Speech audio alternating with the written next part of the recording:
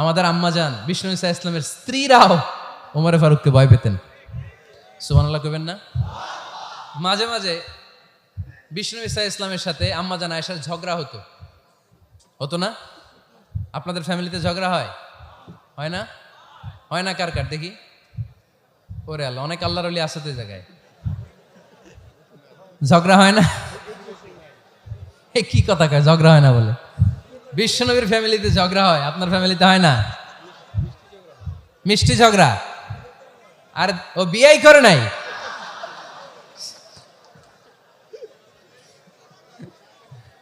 ঝগড়া তো হবেই, দাম্পত্য জীবনের মজাটাই তো এখানে। কখনো ঝগড়া, কখনো আনন্দ, একটু বৃষ্টি, একটু রোদ, একটু হাসি, একটু কান্না, ভালো লাগা ভালোবাসা শেয়ার করে নেয়া, মিলেমিশে একাকার হয়ে যাওয়া, ঠিক কিনা? তো আল্লাহর হাবিব সাল্লাল্লাহু আলাইহি ইসলামের সাথে আম্মাজান আয়েশার ঝগড়া হতো। তো একদিন ঝগড়া হয়ে দুইজন রেগে আছে। খবরদার দুইজন রেগে থাকবেন না, আবার একজন রাগলে আরেকজন থেমে যাবেন, কারণ এই ছোট্ট ঝগড়া থেকে এটা অনেক সময় বিচ্ছেদের দিকে গড়ায়। আমার প্রিয় ফরিদপুরবাসী, ভাবি রেগে গেলে আপনি রাইগেন না, ওই দিন আপনি একটু ঠান্ডা থাকেন। আবার আপনি রেগে গেলে, আমার মাইকের আওয়াজ যদি ভাবিরা শুনেন, আপনারা রেগে যায় না, একটু ঠান্ডা থাকবেন। দুইজনে রেগে গেলে তো তৃতীয় বিশ্বযুদ্ধ শুরু হবে, তাই না? একজন রেগে গেলে আরেকজন ঠান্ডা, কারণ এই সামান্য ঝগড়া থেকে ইগোর কারণে এটা বিচ্ছেদ আর ডিভোর্স পর্যন্ত গড়ায়। আর শয়তান এখানে উস্কানি দেয়, কারণ ইমানদারদের ফ্যামিলি ভাঙতে পারলে শয়তান সবচেয়ে বড় খুশি হয়। আর ইমানদারদের ফ্যামিলি টিকে থাকলে খুশি হয়ে যায় কে? আম্মাজান আয়েশা রাদিয়াল্লাহু তাআলা আনহার সাথে বিষ্ণু ইসা ইসলামের ঝগড়া হতো মাঝে মাঝে। একবার ঝগড়া হলো, বিষ্ণু ইসা ইসলামের রাগ, আম্মাজান আয়েশাও রাগ। তো বিষ্ণুই বললেন, আয়েশা ঝগড়া করে আর কতক্ষণ থাকবো, আসো মিটমাট করি। আয়েশা রাদিয়াল্লাহু বললেন, ঠিক আছে মিটমাট করব। তো বিষ্ণু ইসা ইসলাম বললেন, মিটমাটের জন্য কারে ডাকবো? ওমর রে ডাকি। কয় না, ওমর রে না, ওমর গালিজ, ওমর অনেক রাগে, আমার ডর লাগে। কয় তাহলে তোমার আব্বারে ডাকি। কয় ডাকেন। কি খুশি, মেয়েদের মধ্যে অভ্যাসটা আছে না নাই? তাহলে তোমার আব্বারে ডাকি, ডাকেন। ডেকে নিয়ে আসা হলো। আবু বকর রাদিয়াল্লাহু তাআলা আনহু দাঁড়ালেন, আম্মাজান আয়েশা দাঁড়ালেন, বিশ্বনবীও দাঁড়ালেন। বিশ্বনবী বললেন, আয়েশা তোমার আব্বা আসছে, এবার ঘটনা খুলে বলার পালা, তুমি বলবা নাকি আমি বলবো? আম্মাজান আয়েশা বললেন, আপনি বলেন, তবে ওয়ালা তাকুল ইল্লা হাক্কান, যেটা ঘটছে ওইটাই বললেন, মিথ্যা কথা কইেন না। আবু বকর রাদিয়াল্লাহু তাআলা আনহু রেগে মেগে আগুন। কি এই কথা তুমি কেমন করে বলো? বিশ্বনবীকে মিথ্যা কথা কখনো বলবে? রেগে মেগে দিলেন মেয়ের গালে এক চড়। বানিয়ে বলতেছি না, মুসনাদ আহমদ ইবনে হাম্বলের হাদিস। বাবার হাতের থাপ্পড় খেয়ে আম্মাজান আয়েশা উল্টে বললেন। সাইয়েদনা আবু বকর রাগে গড়গড় করছেন, আবার মারার জন্য তেড়ে গেলেন। এবার বাঁচার জন্য আম্মাজান আয়েশা বিশ্বনবীর পিছনে যে আশ্রয় নিলেন, বিশ্বনবী বাঁচানোর জন্য দুই হাত মেলে দাঁড়িয়ে গেলেন। পড়েন সুবহানাল্লাহ। বিশ্বনবী যখন দুই হাত মেলে দাঁড়িয়ে গেলেন, সাইয়েদনা আবু বকর রাদিয়াল্লাহু আনহু থেমে গেলেন।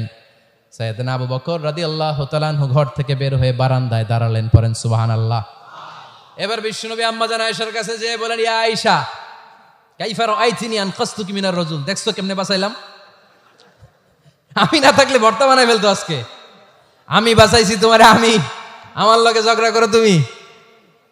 লজ্জায় পড়ে আম্মাজান আয়েশা খিলখিল করে হেসে দিলেন, বিশ্বনবীও হেসে দিলেন।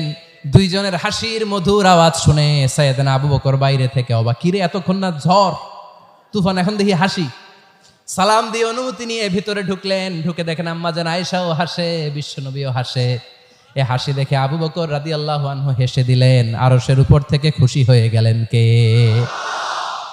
এবার সাইয়েদনা আবু বকর রাদিয়াল্লাহু তাআলা আনহু বললেন, ইয়া রাসূলুল্লাহ আশরিকানি ফি সিলমিকুমা কামা আশরাকতুমানি ফি হারবিকুমা। ও নবী, যুদ্ধ লাগলে, দুইজন যুদ্ধ লাগলে মীমাংসার জন্য যেমনি আমারে ডাকেন, এরকম হাসি আর আনন্দের মুহূর্তেও আমারে একটু ডাইকেন। আশরিকানি ফি সিলমিকুমা কামা আশরাকতুমানি ফি হারবিকুমা। নবী, আপনাদের মধ্যে ঝগড়া লাগলে সন্ধি করার জন্য আমারে যেমনি ডাকেন, আপনাদের হাসি খুশি আনন্দ খুনসুটি এই মজাদার মুহূর্তগুলোতে আমারে বঞ্চিত রাখেন না, আমার একটু ডাইকেন। সুবহানাল্লাহ পড়েন। এই মুসনাদে আহমদ ইবনে হাম্বলের হাদিস শোনার উদ্দেশ্য হচ্ছে, বিশ্বনবী প্রথমে ওমরে ফারুকের নাম বলেছিলেন। সাইয়েদনা আয়েশা বলে, না আমি ডরাই, হাইবাত দিস ইজ কল্ড হাইবাতু উমর। একবার বিশ্বনবীর সব বিবিরা ধরলেন, ও নবী আমাদেরকে এটা দেন, ওইটা দেন, ঘরে এইটা নাই, ওইটা নাই, ওইটা নাই। বিশ্বনবীকে, আমার কাছে কিচ্ছু নাই, যদি এমনি আমার বউ হয়ে থাকতে চাও থাকো, তাহলে তা না হলে যা লাগবে কিনে দেব, সাথে সাথে তালাকও দিয়ে দিব। কিছু দিতে পারবো না, আমার নাই তো, সামর্থ্য নাই। কিন্তু বিবিরাও ছাড়ে না, এটা দেন ওইটা দেন। বিশ্বনবী রহমতের নবী, বিবিদেরকে বুঝাতেও পারেন না, বিবিরা আবদার করতেছে নবী এটা লাগবে ওইটা লাগবে। ইন দ্য মিন টাইম বিশ্বনবী একজনের সালাম শুনতে পেলেন, কে যেন দরজায় দাঁড়িয়ে বলতেছে আসসালামু আলাইকুম। বিশ্বনবী দরজার দিকে তাকালেন, তাকিয়ে বললেন ওয়া আলাইকুমুস সালাম, আর বুঝতে পারলেন এটা আমার ওমরের সালাম। সালাম দেওয়ার পরে বিবিদের দিকে তাকায় দেখে একজন বিবিও নাই, সব অন্দরমহলের ভিতরে দৌড়। সুবহানাল্লাহ পড়তে পারলেন না? This is our super hero Omar. এরকম ওমর একটা লাগবে, চিল্লায় বলেন কয়টা? একটা ওমর গোটা বিশ্বকে সোজা করে দিবে। একটা ওমর সবল আর দুর্বলের সব পার্থক্য দূর করে দিবে। মাজলুমের উপর জালিমের অত্যাচারের অবসান ঘটায় দিবে। গোটা বিশ্বটাকে সাম্য, মৈত্রী, ভালোবাসার, ইনসাফ দিয়ে পরিপূর্ণ করে দিবে। সেই ওমরের অপেক্ষায় আমরা। নিজের ছেলেকে 80টা বেত মেরেছেন। কয়টা?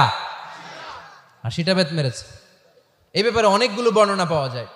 সবচেয়ে সহি বর্ণনা হচ্ছে মুয়াত্তা ইমাম মালিকের বর্ণনা।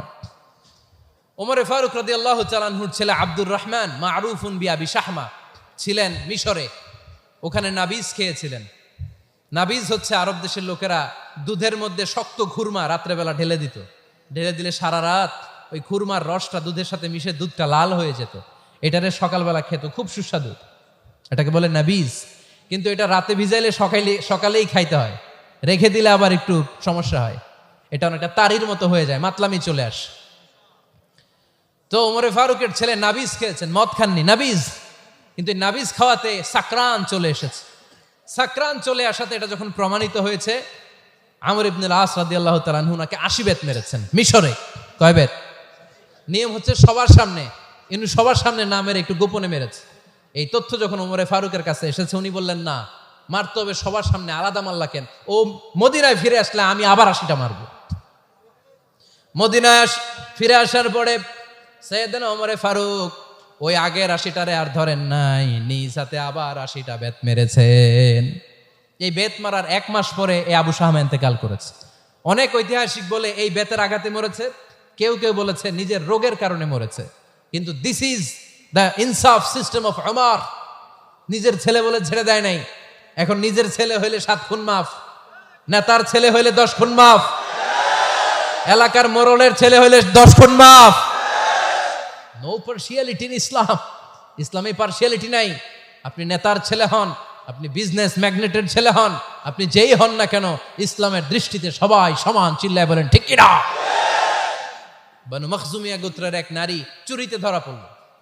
সাহাবারা বললেন, নবী, মদিনার সবচেয়ে ভেরি প্রেস্টিজিয়াস এন্ড ডিগনিফাইড ফ্যামিলির মেয়ে, আপনি হাত কাইটেন না, কারণ ইসলামের নিয়ম চুরি করলে কি কেটে দাও? বিশ্বনবী বললেন, বলো কি? হাত না কাটার জন্য তোমরা আমাকে রেকমেন্ড করছো? এটা আল্লাহর আইন। পৃথিবীর কেউ রেকমেন্ড করলো শোনার ক্ষমতা আমার নাই, কারণ আইনটা দিয়েছে কে? লাউ কানাত ফাতিমাতু বিনতি মুহাম্মাদিন সারাকাত লাকাতা মুহাম্মাদুন ইয়াদাহা। আরে বনু মাকসুমিয়া মেয়ে তো দূরের কথা, আমার কলিজার টুকরা ফাতেমাও যদি আজ চুরিতে ধরা পড়তো, তার হাত কেটে দিতে আমি 1 মিনিটও দেরি করতাম না। দিস ইজ ইসলাম। এই হচ্ছে ওমরে ফারুকের মানাকিব। এরকম ওমরে ফারুক কয়টা লাগবে? আওয়াজ করে বলতে হবে, কয়টা লাগবে? একটা লাগবে। এই সাইয়েদনা ওমরে ফারুক মদিনার প্রথম চিফ জাস্টিস ছিলেন। সর্বপ্রথম ওনার পরামর্শে সাইয়েদনা আবু বকর রাদিয়াল্লাহু তাআলা আনহু কোরআনকে সংকলন করেছেন। আমরা এই যে কোরআন পড়ি 30 পারা, এমদাদিয়া লাইব্রেরির 114টা সূরা, কত সুন্দর সন্নিবেশ করা হয়েছে, এখানে সাজানো হয়েছে। আল্লাহর হাবিব সাল্লাল্লাহু আলাইহি ওয়াসাল্লামের সময় কি এরকম কোরআন ছিল নাকি? ছিল না। খেজুর পাতার মধ্যে, গাছের বাকলের মধ্যে, ওটের বড় হাড্ডির মধ্যে আর পাথরের মধ্যে খোদাই করা কোরআন ছিল। সাইয়েদনা আবু বকরের সময় রাদিয়াল্লাহু তাআলা আনহুর সময় যুদ্ধ হলো, 70 জন হাফেজ সাহাবী ইন্তেকাল করলেন। সাইয়েদনা আবু বকর রাদিয়াল্লাহু তাআলা আনহুকে ডেকে ওমরে ফারুক বললেন, ও আবু বকর। সাইয়েদনা ওমরে ফারুক এই হিজরি সনের গণনা শুরু করেছেন। সাহাবারা বলল, আমিরুল মুমিনিন, খ্রিস্টানদের ঈসাই সন আছে, আমাদের মুসলমানদের কোনো সন নাই। আমাদের একটা সন থাকলে আমাদের জিজিয়া নিতে, আমাদের জাকাতের টাকা উত্তোলন করতে অনেক সুবিধা হবে। ওমর ফারুক বললেন, তাহলে কোন সালকে হিজরি, কোন সালকে মুসলিম সাল হিসেবে আমরা ঘোষণা দিতে পারি? একজন বলল, আমার নবী যেই সালে জন্মগ্রহণ করেছেন ওই সালে। ওমর ফারুক বললেন, না, আমার নবীর জন্ম আমাদের জন্য খুশির দিন, কিন্তু এটা আমাদের জন্য প্রেরণা নয়। প্রেরণা নবীর কাজে, ঠিক কিনা? আরো কিছু সাহাবারা বললো, তাহলে যেই সালে আমার নবী ইন্তেকাল করেছে ওইটারে প্রথম সাল ধরেন। ওমর ফারুক বললেন, না, যেদিন তিনি ইন্তেকাল করেছেন এটা আমাদের দুঃখের দিন, এটা আমাদের প্রেরণা নয়। আমাদের প্রেরণা হচ্ছে বিশ্বনবীর ত্যাগ, তিতিক্ষা আর কাজের মধ্য দিয়ে। জোরে কোন ঠিক কিনা?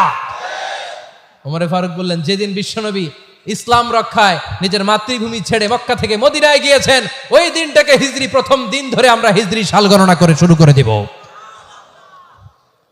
ওইটাই হচ্ছে হিজরি সন।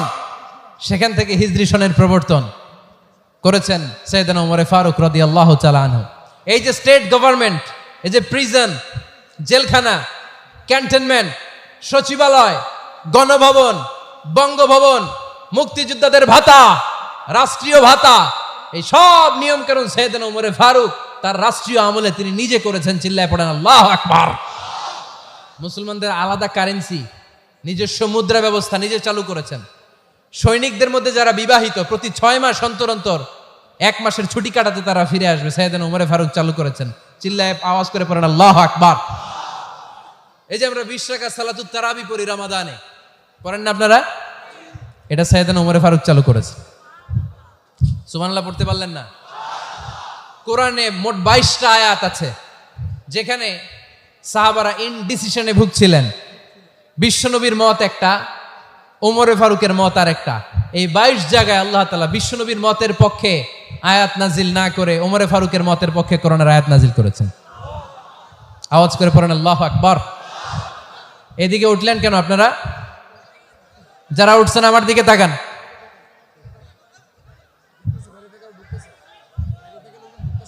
কিছু ভিতরে ঢুকতেছে, কিছু বাইরেতেছে না?